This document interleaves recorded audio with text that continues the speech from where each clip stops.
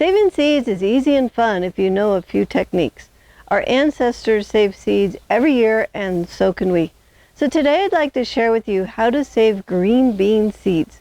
So the first step is to start with open pollinated seeds.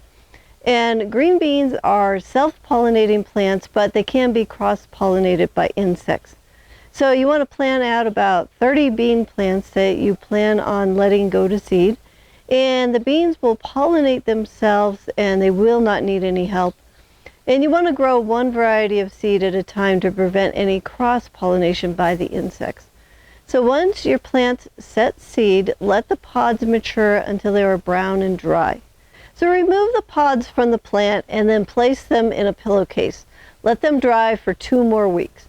And then when they're very dry, crunch the pillowcase with the bean pods inside to get the pod part off of the bean seeds.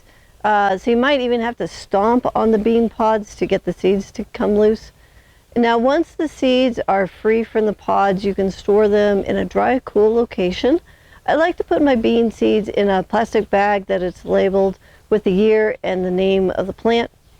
And then next I place the seed bag in a glass jar, and then I like to keep this in the refrigerator. So if stored properly, bean seeds are viable for over 4 years.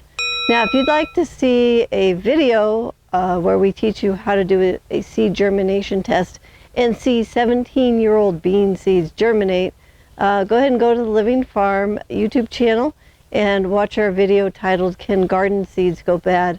I'll put that link in the description below so you can just click out and go to that. So if you'd like to get some open pollinated bean seeds, you can find those on our website at thelivingfarm.org/shop/#seeds. I'll put that link in the description below. And if you'd like to learn more about seed success, go ahead and go to our YouTube Seed Success playlist, and I'll also stick that link in the description below.